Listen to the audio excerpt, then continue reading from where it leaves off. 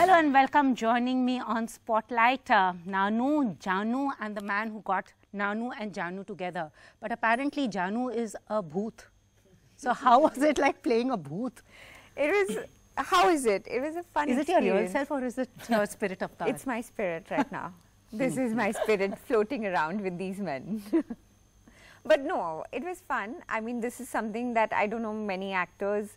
I mean, to play a fun ghost, it's not something that usually, you know, you get to do. So when I got the opportunity, and also it's a horror comedy. So I was, and there were these men, you know, like I always wanted to work with Abhay, and I had watched Faraz's film, so I was like, why not? And you know what they used to call Abhay, na? The thinking woman's sex symbol. Oh, really? So you've really been missed because the thinking woman's sex symbol just decided to take a backseat for some time. I just hope they don't think too long, you know, then they'll realize, oh, wait a minute, there's no sex symbol, right? Yeah. So where have you been and how come Nanu Ki Jaanu was the movie you thought, ki, let me like grace us all with my esteemed presence? Well, I don't intentionally take long, it just ends up happening. I suppose doing non-formula films, they come few and far between. Those scripts aren't written very often. And even if they are, they're not produced easily. And even if they are produced, they're not then packaged and distributed easily. Usually it's a debut director writing them or willing to make it. So then I'm running around helping a director find a producer usually. So what I'm trying to tell is that a lot goes into making the movies I make, and so without choice that gap happens. Why Nanu Ki Jaanu? Well, there's Nanu Ki Jaanu and there's 4 other movies that I did. Nanu Ki Jaanu was the quickest one to start and finish and release. So you don't have control over which comes first sometimes, especially if you shoot 1 or 2, 3, 4 back to back. Obviously the first one in line has more chances, but over here this was the second one I shot in line and is coming out before the first. So let's hope this year I have 2, 3 more releases. That will be great to look forward to actually. And Faraz, I've been speaking to people, they said, your college mates, who said he always did comedy. So what was it? You want to like make people laugh, or have you always been the funny man? Yeah, actually, because I'm a funny guy, to be very frank. Because मुझे ये लगता है कि कोई भी बात जब आप किसी को बताना चाहते हैं, whatever is it serious or very intense, उसको अगर कॉमेडी के साथ हम बताएं, हल्के फुल्के अंदाज में बताएं, सो वो ज़्यादा समझ में आती है. सो जब से मैं थिएटर करता था, हमेशा ही एक इशू को या किसी मुद्दे को कॉमेडी के साथ अटैच करके बताने की कोशिश की, जो मुझे लगा कि लोगों को ज़्यादा समझ आती है. वही मैंने अप्लाई किया इन माय फिल्म्स. मेरी पहली फिल्म वॉर छोड़ना यार, war is a very very intense subject, जिसको मैंने वॉर कॉमेडी के तरह से बनाया और कॉमेडी के साथ अटैच करके प्रेजेंट किया. लेकिन उसमें बात जो कहने की कोशिश की थी वो बहुत गहरी थी. मे बी आपको ना इंडियन पॉलिटिक्स में वर्कशॉप करनी चाहिए सारे पॉलिटिशियन के साथ. So you know that I have a political comedy also. Yes yes, may be next film मेरी वही हो, political comedy. Awesome. I think we really need humor because humor is missing in our lives when we stop laughing at ourselves and things around us. Actually, there's nothing funny happening around us, though. Also, horror was on the back burner for the longest time, but seems to have got a new lease of life with like A Quiet Place, and then here you had Filodi and Pari. Do you think now horror will be back and not get just the Ramsey brothers tag? You know, it's always had horror means Ramseys. Well, definitely in the 80s. 80s, yeah, because after that we never saw horror as such. Maybe people were just recovering from the Ramsey brand of horrors. It took them a good 15 years. Yeah, I think it was always very tacky. And I think as the technicians improved in the industry and as the craft has now got a lot more talent, maybe horror's become more accessible. I don't know, what do you think? Actually, you know, horror का आप सही बात कहा आपने कि horror बहुत कम यहाँ पर try किया लोगों ने. After Ramsey's, only I think Ram Gopal Verma ने कुछ horror पर काफी अच्छा भूत. और हमारे इंडस्ट्री में क्वेश्चन ये होता है कि गाने कहाँ डालेंगे हम? हॉरर में गाना like Bhatt camp, I think वो horror and songs and romance को बहुत अच्छे से combine किया उन लोगों ने. No, but for a film to be truly horrific, I feel music tends to dilute it a bit, don't you? No, I don't. सिर्फ वो आत्मा आ रही. Patralekhaa, are you seen with a candle or something like? Actually, Bollywood में songs को आप किसी भी genre से अटैच कर सकते हैं. I think मुझे लगता है कि But then that becomes very specifically Bollywood. yeah. Because I'm a big horror fan, and there has been a definite shift not only in our country but all over. I think now people are trying different ways of scaring people. So what would happen when Lavendra meets Nanu, your lucky character, since you both go back, you have the lucky connection here? He falls in love with the bhoot. Or rather, bhoot falls in love with him. Yeah, it's like the lucky part I didn't find so attractive, but the Nanu part I find very attractive. I guess that's what your character would Probably. say. And all his fault, because you would have written it into it. So he like talked you into it, and was Abhay always your to-go man for Nanu? Yeah, always. Actually, जब हमने script complete किया and film because set की थी हमने Delhi north में NCR में. So क्योंकि मैंने वही लकी ओए में अभय के साथ काम किया था, I was the first AD on that film. So I know कि अभय को क्या पसंद आएगा because he is very choosy. तो बहुत selective है. लेकिन मुझे जब स्क्रिप्ट कंप्लीट हुई तो मुझे लगा कि अभय को पसंद आएगा and he was my first choice, or of course. And Patralekhaa, you did like a City Lights. I will not talk about love games because it's something that you need to erase, and she's been rather candid about stuff like that. So did this come as a breath of fresh air? Like, let me try my hand at comedy, and I thought I'll get stereotyped as the drama queen. Oh, well, no, I didn't see it from that perspective because I really liked the script, you know. And then I said, you know, the people that I was working with, and it's always good to work with good people because you get to learn so much. So definitely that was why I chose to do this film. Unfortunately, the comedy, I'm not a part of the comedy part of the film. She's the horror part of it. I'm the horror part of the film. I'm the comic part of it. Yeah. Yes. Yeah, but it's always refreshing to be a part of a comedy film because this was the first time I was doing something like this, and everybody around me, everybody was happy. And you also said that he pushed you out of your comfort zone, because I'm liking the new Patralekhaa. I'm seeing what she's talking now. Earlier she would be just quiet. Never speak off camera with them. No, why not? It was interesting. I also need to take some tips from him, yeah? I also need to be like moved out of my comfort zone. Well, yes, what can I say? I mean... Okay, just say about So the thing is, Abhay doesn't like it if anybody praises him. Oh. So initially I started saying things, oh, he's really nice and he's made me very comfortable.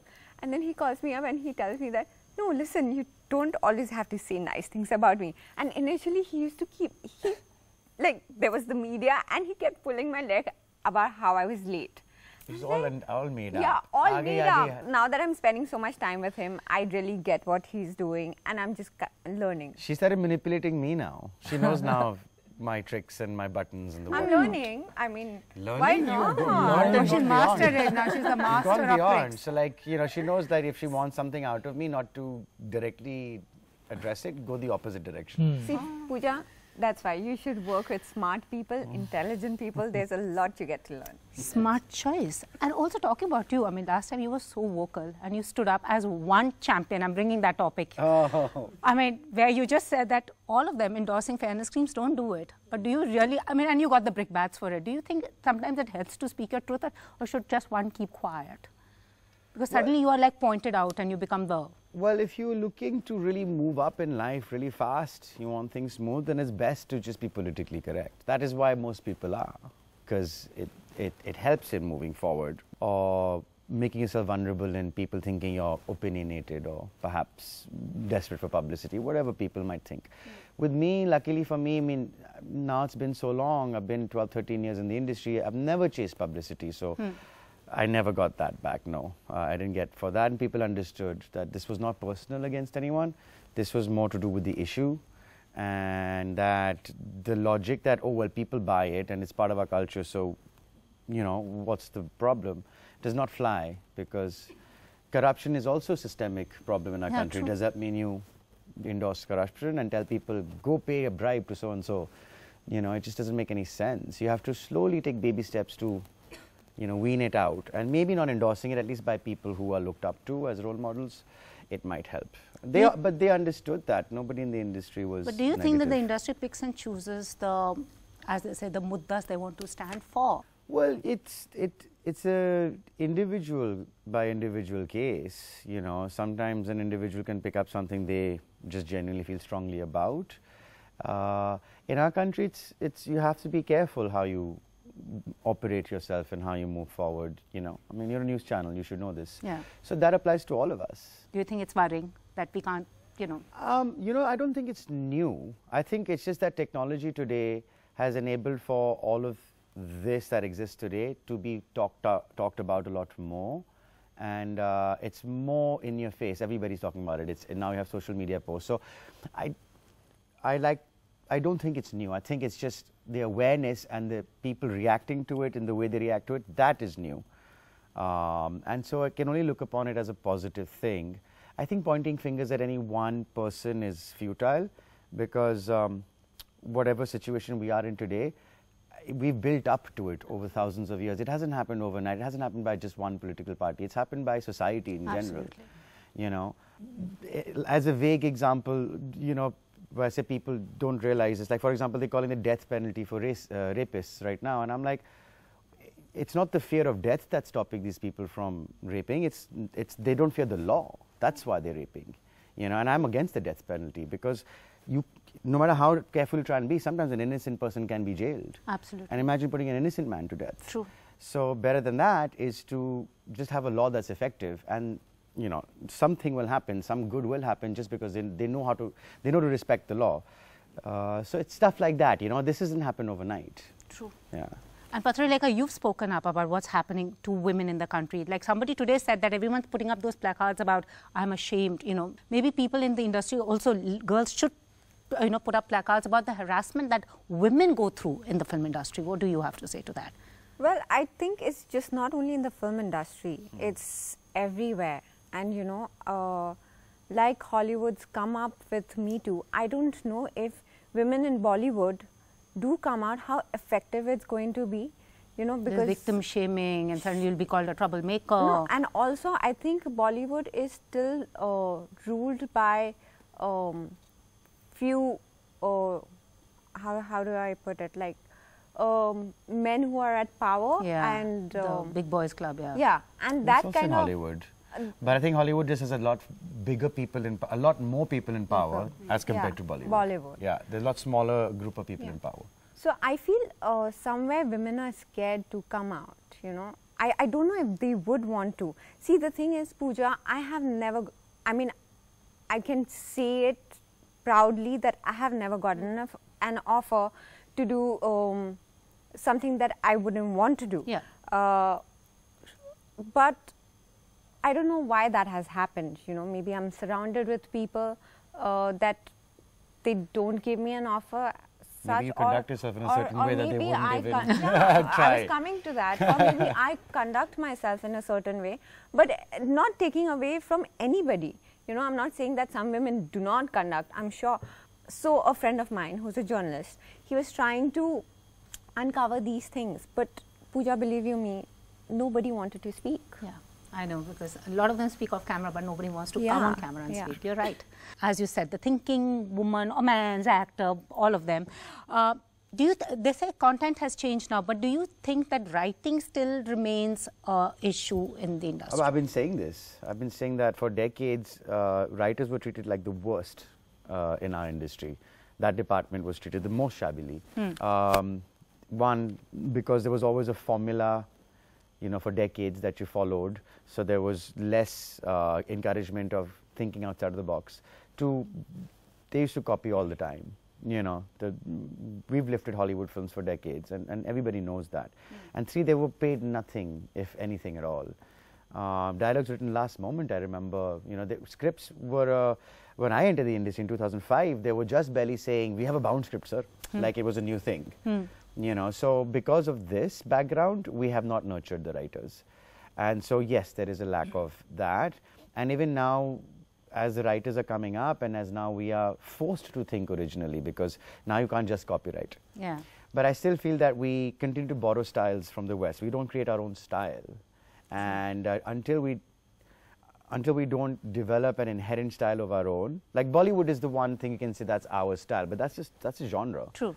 You know, it's not an entire, it's a genre that's taken over an entire industry, but it is not the only thing an entire industry is capable of making. True. So the day they start to encourage out of that is when possibly we'll have more out of the box thinking with writers, I suppose. And then, as you also have said, that you'd like to tread the middle of the road cinema. I've that been part. doing that, yeah. Yeah, you've been doing that. Because you can't, like, I'd love to go to one extreme. Maybe not, obviously not the formula, but I would definitely like to raise the bar and go somewhere completely out there artistically, which may alienate a lot of people, but it may be something that speaks to me. But it just won't get released, so what's the point? So middle of the road helps because it satisfies my desire to go slightly away from the mainstream, but at the same time giving a little bit of that mainstream into my movie as well, so that I get bums on seat, as they say. True, true. But I feel, I think box office collection का बहुत ज़्यादा असर पड़ता है. वही शेखर कपूर ने कहा, regional cinema देखकर मैं इतना खुश हुआ, that मैं चैलेंज हुआ. I asked him Bollywood. He said उनको सिर्फ अपना opening day collection. Correct. So many of the producers actually is looking for the box office collection, first day or second day or third, not the writers or the script. Actually और वही होता है जब इस तरीके की films work करती हैं जिसमें राइटिंग के ऊपर बहुत ज़्यादा ध्यान नहीं दिया गया है, सो बाकी के लोग भी वही बनाने की कोशिश करते हैं. Even now, don't we still have that where a producer will be like, I have this actor's dates, have this actress's dates. Yeah, so project बनता है. Write something.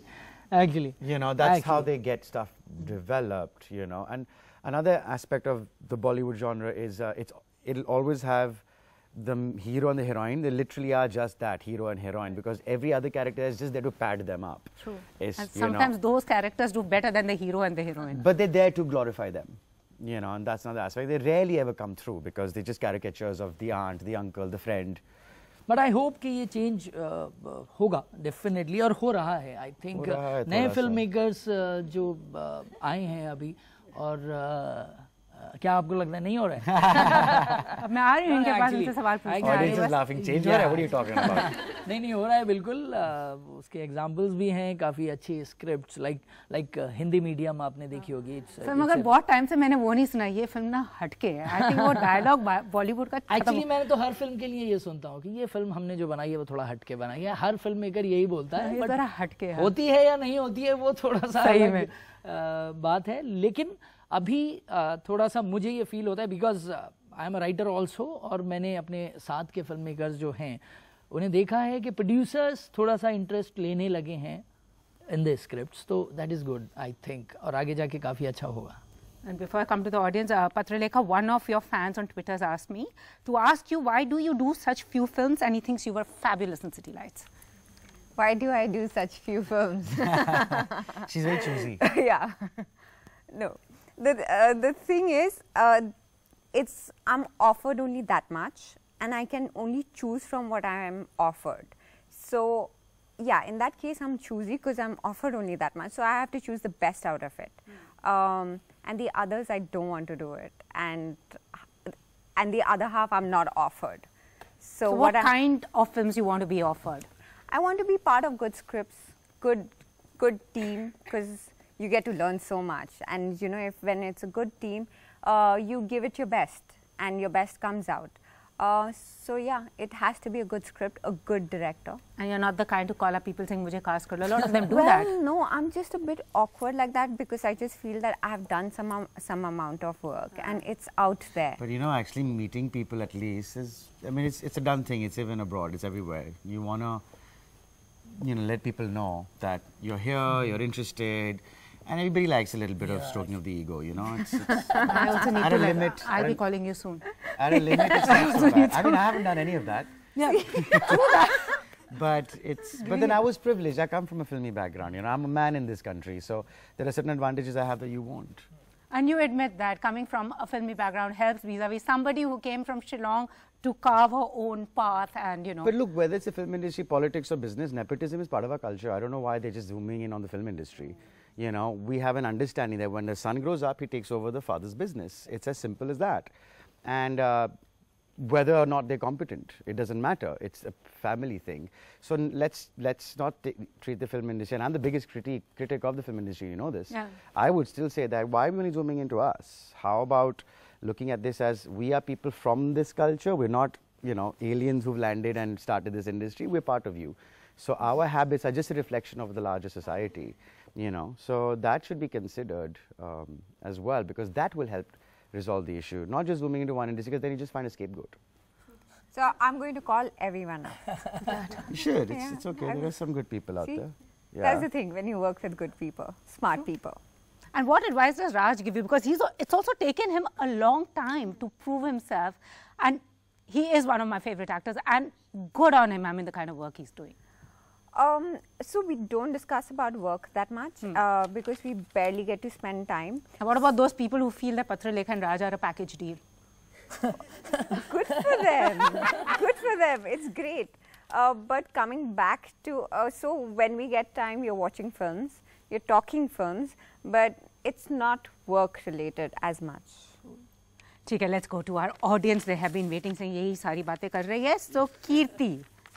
Hello, my question is for Abhay sir. Hi. So you're one of the finest actors we have in the industry, and I'm a huge fan of yours. Yet we have seen you choosing your films very selectively. Do you consider yourself as a mainstream Bollywood actor? See, I don't think in those terms. I didn't think in terms of, oh, I'm an indie actor, oh, I'm a mainstream actor. No. There are films I've done that have gone mainstream. There are films I've done that, to me, were mainstream, and so I did them. And there are films I've done that are not mainstream. I consider myself an actor. What makes you mainstream or not is really your relationship and your journey within the film industry. Because your rapport with them, your interaction with them gets you the kind of work you get. You know, and then that starts to define you.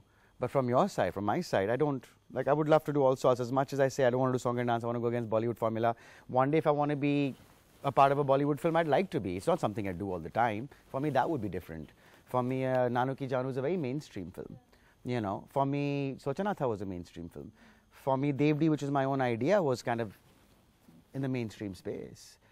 So, but Devdi is like an example of what started the indie movement, as a lot of people give it credit for, which I think it deserves, because we did find an original approach to an old topic, and there was that spirit of independence there from formula. So I'm glad it led to that, but for something to be truly off the mainstream and go the distance of independent cinema, it'd have to go far more further than a Devdi did.